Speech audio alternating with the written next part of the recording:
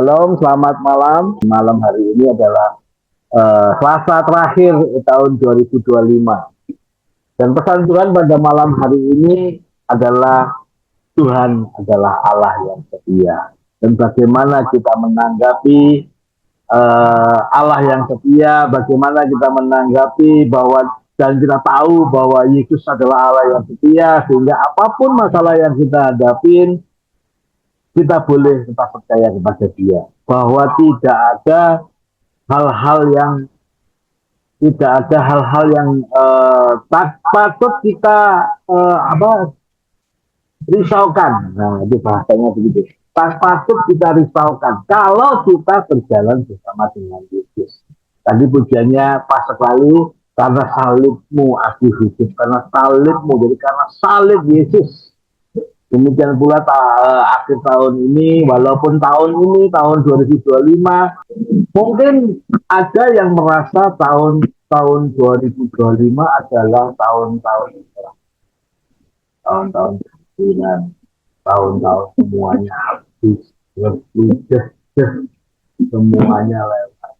Ada juga orang yang mengalami tahun 2025 adalah tahun. Kita nggak tahu siapa dia. Kita nggak tahu siapa yang lulus statistik. Kita juga nggak tahu siapa yang mengalami tahun kemenangan. Ada yang juga bilang tahun 2025 tahun apa ya? Tahun tikus apa tahun kambing? Tidak tahu. Tetapi marilah kita memaknai bahwa kalau tahun 2025 adalah tahun kesetiaan Tuhan, maka tahun 2026 Tuhan kita. Itu yang Tuhan mau kita dengarkan pada malam hari ini, bagaimana kesetiaan Tuhan dan apa sebetulnya setiap peristiwa yang kita alami, kenapa itu harus terjadi, kenapa harus begini, kenapa harus begitu. Kalau kita baca di dalam Ulangan 8 ayat 2, itu dikatakan begini: ingatlah kepada seluruh perjalanan yang kau lakukan atas kehendak Tuhan Allahmu. Ternyata perjalanan kita di dalam dunia ini sebetulnya itu atas kehendak Dia, sehingga tergantung respons kita nantinya, bagaimana kita meresponi perjalanan ini. Apakah kita meresponi dengan benar, ataukah kita meresponi dengan salah? Kalau kita meresponi dengan salah, seperti pada umumnya bangsa Israel yang keluar dari Mesir, maka yang bisa masuk ke tanah perjanjian hanya 2, karena responsnya. Atas kehendak Tuhan Allahmu di padang gurun selama 40 tahun. 40 tahun ini dengan maksud, nah ini maksudnya Bapak Ibu, ini yang harus kita pahami, bahwa proses yang kita alami, Bapak Ibu yang mungkin mengalami proses nggak enak tahun 2025, kejatuhan tahun 2025, itu adalah untuk merendahkan hatimu. Jangan sombong, itu kan jangan sombong, ya.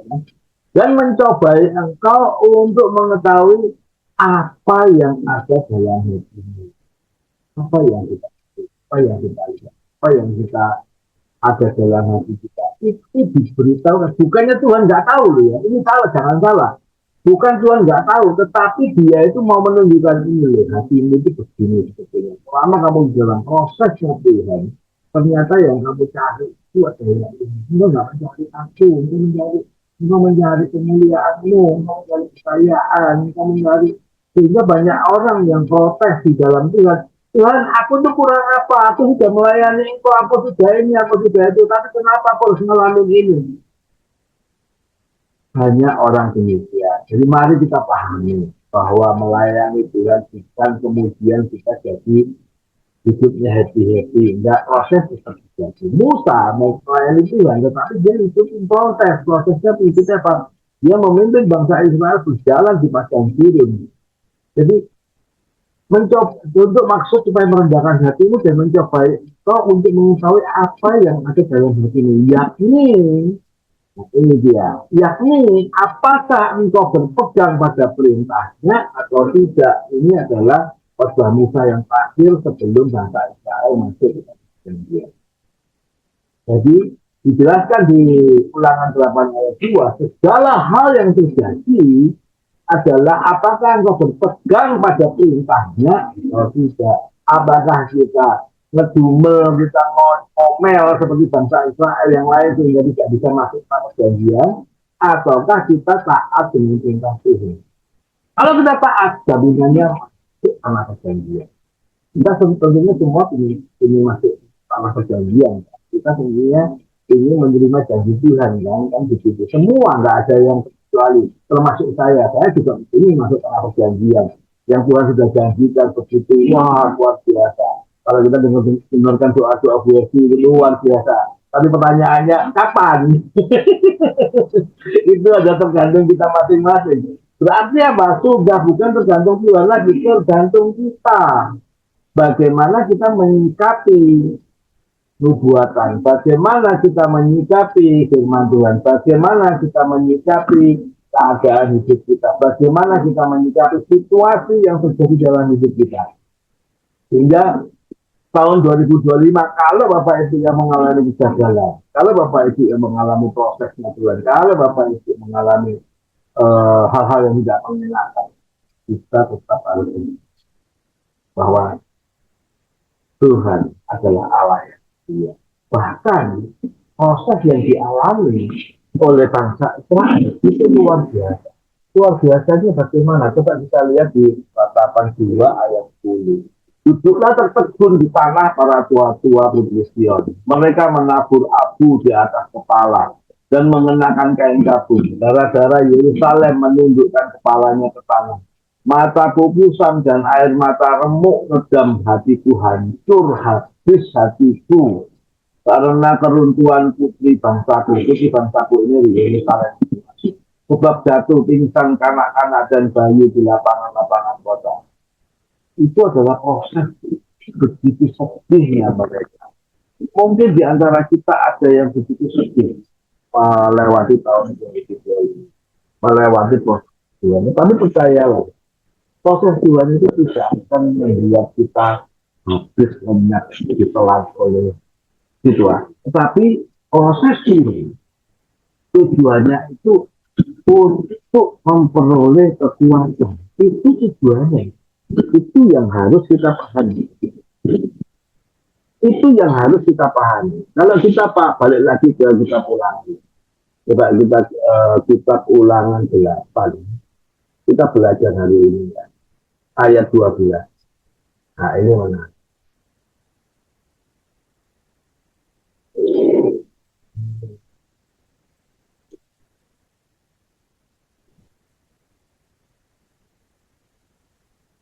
Oh, kitab Ulangan 8 ayat 18.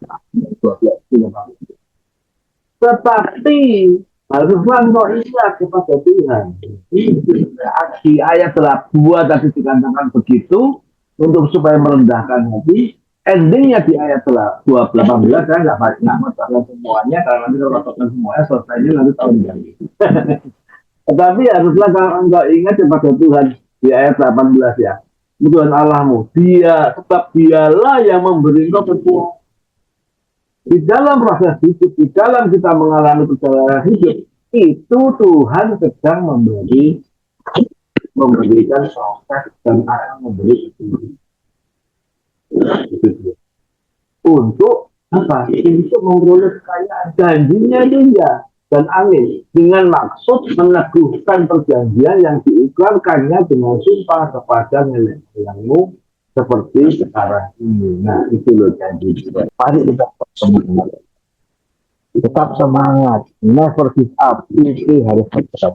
Dalam hidup ini jangan sampai kita kalah oleh persoalan.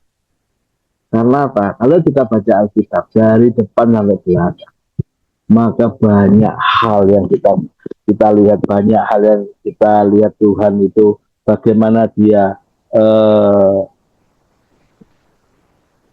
menjadi Allah yang setia. Dia adalah Allah yang setia, Bapak Ibu. Yang perlu kita pegang dia adalah Allah yang setia. Tetap percaya segala proses hidup yang kita alami itu hanya untuk memberi kekuatan. Itu hanya untuk melihat hati kita supaya kita tahu, oh saya itu sampai di sini, oh saya itu begini. Bukannya Tuhan nggak tahu loh ya, jangan salah, Tuhan tahu. Makanya Dia di dalam proses hidup ini Dia itu hanya mau mencoba memberitahu kepada kita bahwa kamu itu masih begini, masih begini, masih begini. Kalau ada persoalan yang masuk dalam hidup kita, bagaimana respons kita itu yang penting, Bapak Ibu, supaya kita jangan sampai merespon. Jadi belajar tetap kuat di dalam Tuhan, belajar tetap pegang teguh janji Tuhan. Nah, permasalahannya bagaimana kalau kita menghadapi hal itu? Bagaimana kalau kita sedang di titik terendah dalam hidup kita? Bagaimana sikap kita? Bagaimana respons kita? Nah, malam hari ini saya mau mengajarkan tiga hal penting dalam hidup ini supaya kita tahu bahwa kita bisa menemukan kesetiaan Allah di tengah tahun yang tidak mudah. Tahun 2026 memang adalah banyak orang bilang tahun pemulihan, banyak orang bilang, tetapi itu adalah mereka-mereka yang dipulihkan Tuhan. Yes, tapi bagaimana kalau mereka menghadapi situasi yang makin berat tahun 2026? Nggak ada janji yang bisa menepati, nggak ada janji yang bisa mengatakan bahwa tahun 2026 semuanya akan baik-baik saja. Mendekati tahun 2026, kita baca kisah Ibu Elina atau Elina yang di Surabaya, di mana rumahnya dihancurkan. Saya tuh baca kisah itu, saya aduh, gitu. Kalau saya yang ngalamin itu bagaimana ya? Apa yang harus saya lakukan? Dari punya rumah, tahu-tahu dalam sehari nggak punya rumah. Sudah tua, nggak bisa apa-apa. Saya nggak tahu kisah sebenarnya, sampai hari ini saya masih belum tahu kisah sebenarnya yang terjadi itu bagaimana.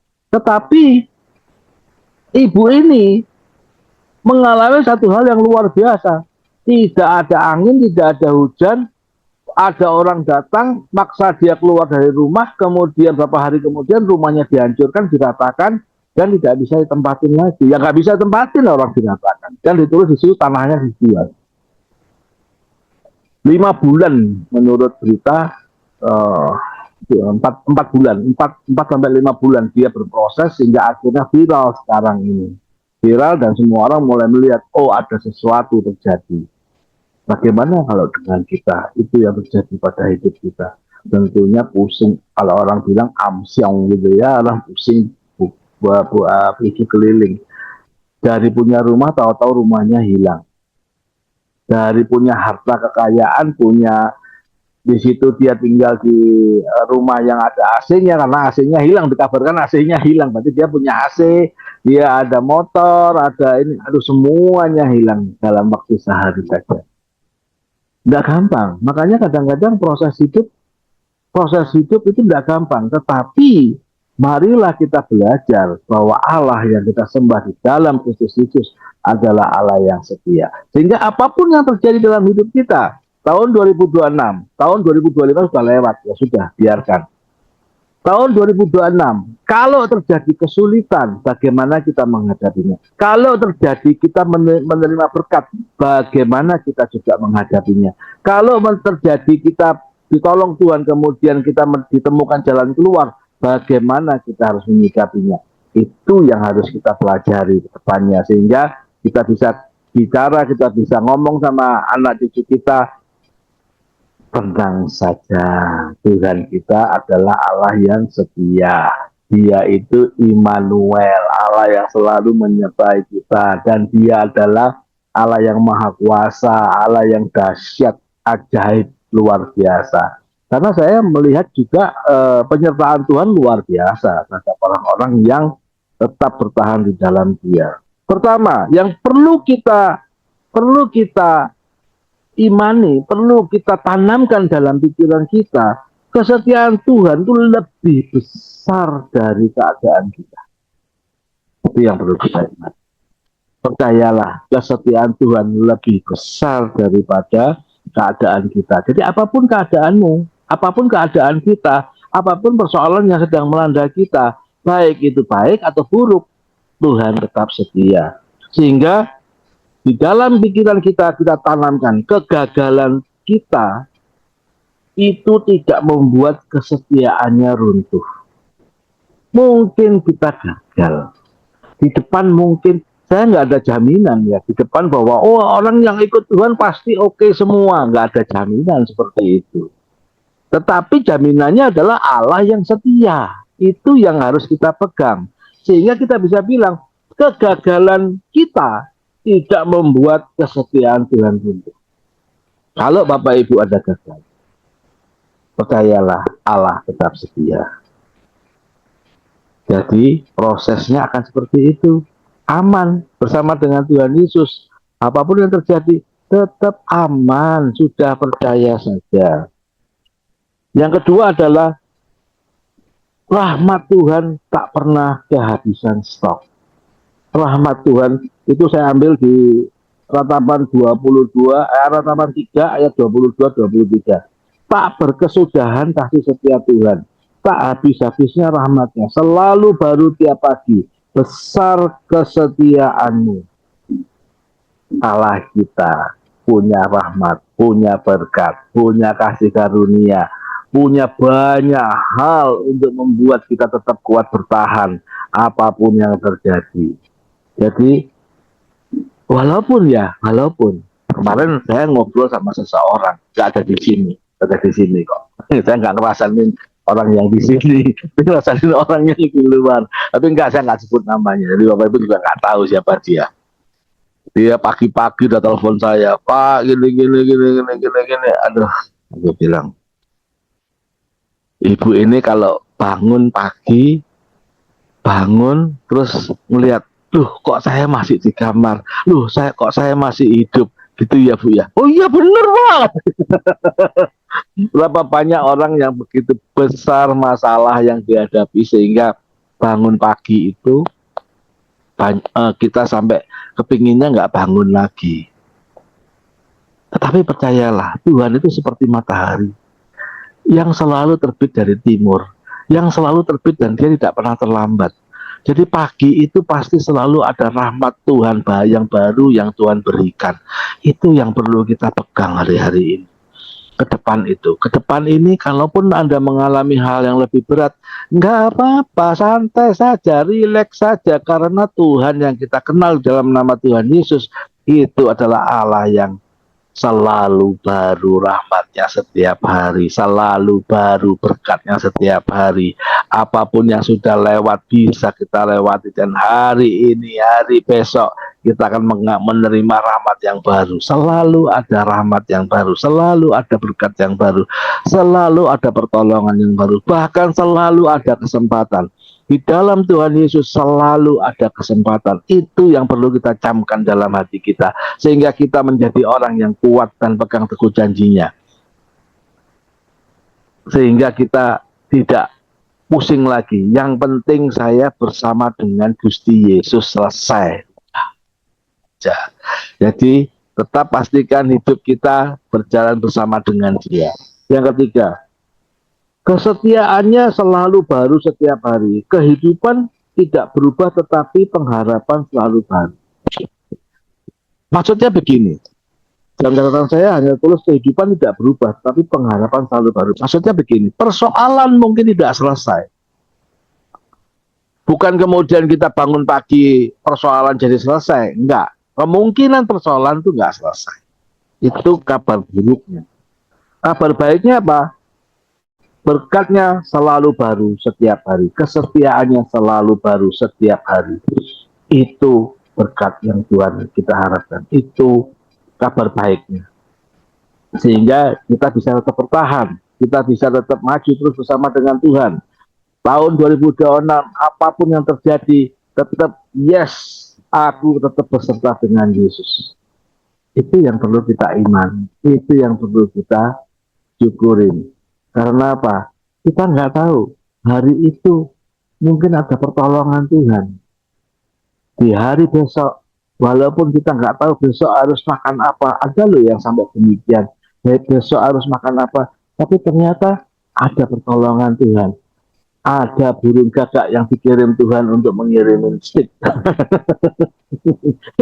Banyak kisah-kisah kan demikian ya. Jadi tetap jangan takut di dalam menghadapi hidup ini. Tahun 2025 mungkin Bapak Ibu ada yang mengalami kekelaman, tetapi tahun 2026 percayalah, Kesetiaan Tuhan selalu baru setiap hari. Rahmatnya selalu baru setiap hari. Dan kesetiaannya bisa diandalkan. Jadi kesetiaan Tuhan itu selalu ada di dalam hidup kita. Jadi kalau kita jatuh, mungkin kita berpikir, apa yang bulan terbaik tahun ini itu yang mana ya, yang sudah saya lewati. Tetapi yang perlu kita renungkan adalah di titik mana. Nah ini kita harus bisa mengolah pikiran kita. Seperti kalau orang bilang kegagalan adalah kesuksesan yang tertunda. Nah ini juga demikian. Apa bulan terbaik di tahun ini? Mungkin kita berpikir apa ya yang saya alami yang terbaik tahun ini, tahun 2025, dengan nafas yang berat gitu ya, karena tahun 2025 dilewati dengan sangat berat. Tetapi yang perlu dipahami adalah, yang perlu kita pikirkan bukan kita cari di tahun di mana yang terbaik, tetapi di titik mana seharusnya saya sudah jatuh, tapi Tuhan tetap mengupas. Nah, itu pesan Tuhan pada malam hari ini. Supaya apapun kondisi kita, siapapun kita, Tuhan tetap menolong kita. Jadi kesetiaan Tuhan sering tidak terlihat dalam mujizat yang besar. Jangan berpikir bahwa kesetiaan Tuhan itu hanya terlihat di mujizat yang besar. Jangan berpikir bahwa kesetiaan Tuhan hanya terlihat di dalam seperti Musa membelah laut, seperti Daud membunuh Goliat, seperti walaupun itu semua mujizat-mujizat besar, mujizat yang Tuhan lakukan, tetapi tidak selalu seperti demikian. Masih tersisa dan terasa dalam fakta sederhana, kita masih bertahan. Jadi hari ini kita masih bertahan karena Tuhan itu baik. Dan kadang-kadang persoalan, bukan kadang-kadang, selalu persoalan tidak diselesaikan oleh Tuhan. Dia menolong kita tetapi tidak menyelesaikan persoalan. Kadang, bukan kadang, sering seperti itu. Kok begitu Pak? Iya. Bukankah persoalan itu badai? Nah, kalau kita itu kan tadi kan di Ulangan 8 ayat 2 dikatakan supaya kita tahu siapa dia, siapa kita. Dan di Ulangan 8 ayat 18 dikatakan supaya kita menjadi kuat. Maka di dalam badai, Tuhan itu sedang merubah diri kita. Dari anak ayam menjadi anak burung raja wali. Sehingga kalau ada badai hidup yang sedang melanda kita sanggup terbang tinggi, melampaui badai hidup. Nah, itu loh filosofinya. Itu yang harus kita pegang, bahwa Allah sengaja membuat situasinya tidak mengenakan, tujuannya supaya kita bisa terbang melintasi badai hidup. Itu pesan Tuhan pada malam hari ini. Mari kita terbang melintasi badai hidup supaya kita tetap kuat. Dan mari kita bangun momen-momen yang bersama setiap pagi. Apa yang Bapak Ibu renungkan? Bangun tidur, renungkan masalah atau mensyukuri nikmat Tuhan.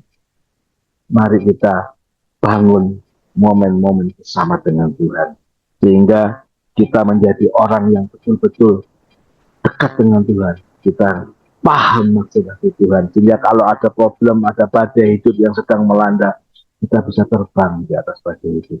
Tujuannya apa? Tujuannya supaya kita naik ke level yang lebih tinggi. Di level yang lebih tinggi, kita bisa melihat bahwa situasinya berbeda, keadaannya berbeda. Pada saat di level posisi kita yang di bawah sama pada saat kita di atas, posisinya berbeda. Itu yang harus kita pegang. Jadi yang terakhir, letakkan pengharapan di karakter Allah, bukan perasaan. Ya, jadi pengharapan kita letakkan di karakter Allah. Karakter Allah yang mana? Allah yang setia, bukan di dalam perasaan. Bukan dalam perasaan kita, aku itu nggak bisa apa-apa, aku itu. Nah, itu perasaan orang kalah. Ya, jadi mari tahun 2026 kita harus tampil jadi pemenang. Pemenang bukan berarti tidak ada masalah, tetapi pemenang adalah orang-orang yang bisa terbang mengatasi badai hidup, terbang mengatasi persoalan-persoalan hidup, dan naik lebih tinggi lagi. Kita masuk ke dalam teritori yang lebih tinggi lagi. Maka kita tahu Tuhan sedang mengajari kita untuk bertindak lebih bagus lagi, bertindak lebih tepat lagi bersama dengan Tuhan.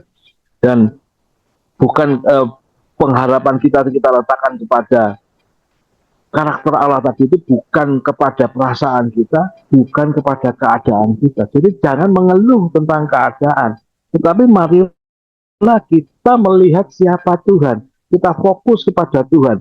Tahun 2026, mari kita lebih fokus kepada Tuhan lagi, supaya kita bisa tampil menjadi pemenang. Karena tahun 2026 bukan tanpa masalah, bukan tanpa badai, tetapi anak-anak Tuhan harus bisa terbang seperti burung Raja Wali, mengatasi badai hidup.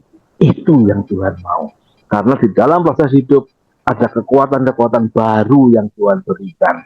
Ada hal-hal baru yang Tuhan berikan. Itu yang Tuhan mau kita kerjakan, supaya kita menjadi orang yang kuat di dalam Tuhan. Demikian firman Tuhan pada malam hari ini. Saya tidak panjangkan lagi, tapi kami percaya kasih karunia Tuhan selalu menyertai kita.